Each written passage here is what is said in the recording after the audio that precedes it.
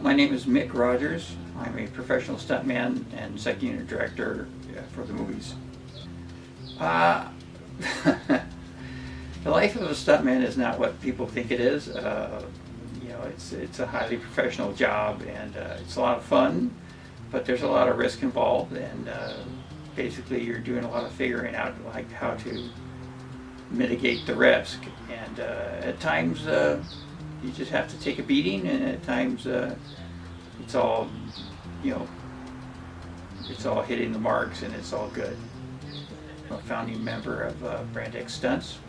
I was a member of Stunts Unlimited for 20 years before that, and I've been in Brand X now for 14 years. I'm basically about a 42-year veteran of the picture business. I started when I was like about 18. Some of the bigger pictures that I've worked on would be Braveheart, all the Lethal Weapons, Volcano, Bird on a Wire. I did Twister. I did a bunch of kind of high action, and most of my career was doubling for Mel Gibson on since the first Lethal Weapon. My favorite gags, stunts, as we call them, or gags.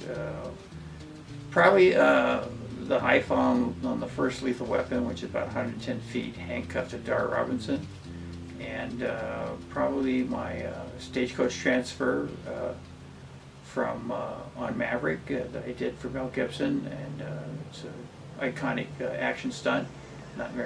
Only like one other person has ever really done it for a film. That's the famous Yak Walking Nut. Stop playing around and stop those horses.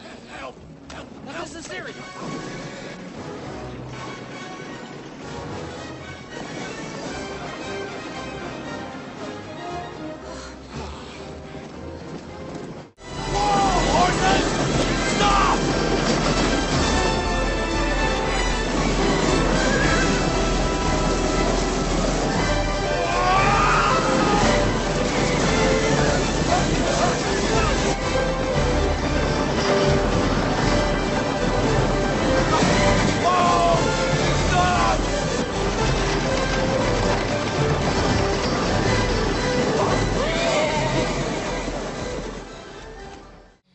And probably the battle scenes in Braveheart.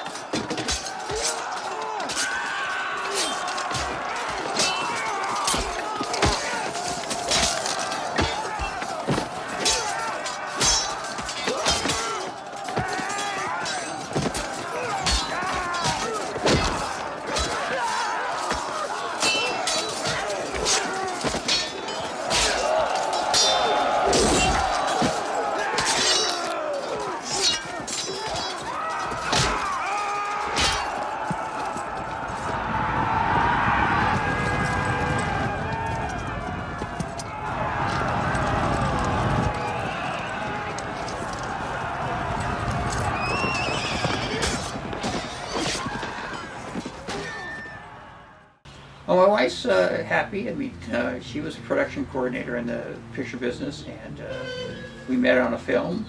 And of course, she was very adamant that she had told her friends she would never date a stuntman, and she would never move to America, and she would never drive a minivan with kids in it. And of course, she did all three, so worked out okay. Yeah, she knows what I do. She accepts it. She understands it. The hardest thing about being a stunt guy or a stunt coordinator or second unit director is putting together the action for a film in a safe manner and taking as much risk out of it as possible. Producers, directors, actors don't always understand like why we're being so cautious or how we want to do things in pieces. For the safety. A lot of times actors have no idea like how much we do to make them safe, and directors how much we do to keep them from making a mistake. And it goes unnoticed sometimes. And just the living from paycheck to paycheck, from job to job. There's no security involved. The assumptions that we hear about stuntmen is generally we're crazy or we're insane or we're adrenaline junkies, and none of that's true. A really good stunt guy is generally proficient, professional.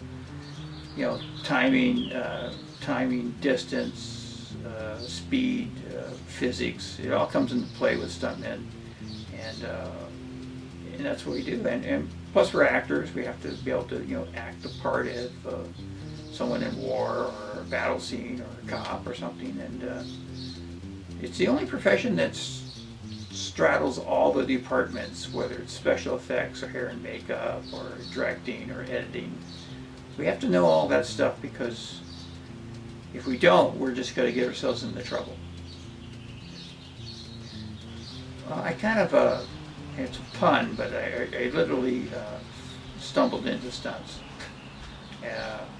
I'm very dyslexic, had a hard time in school.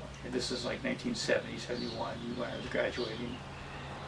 We didn't know about dyslexia or learning disabilities at that time period, so I was just physical, and I had an eye for drawing and pictures and things, and I liked the movies. But I didn't realize it was a business you could be in, and basically made a student film instead of writing an essay for my senior English class, and just kind of started from there, and just learned more about the business. And by the time I was 18, 19, I realized I could do this for a living, and I committed myself to it, and that's all I've ever done.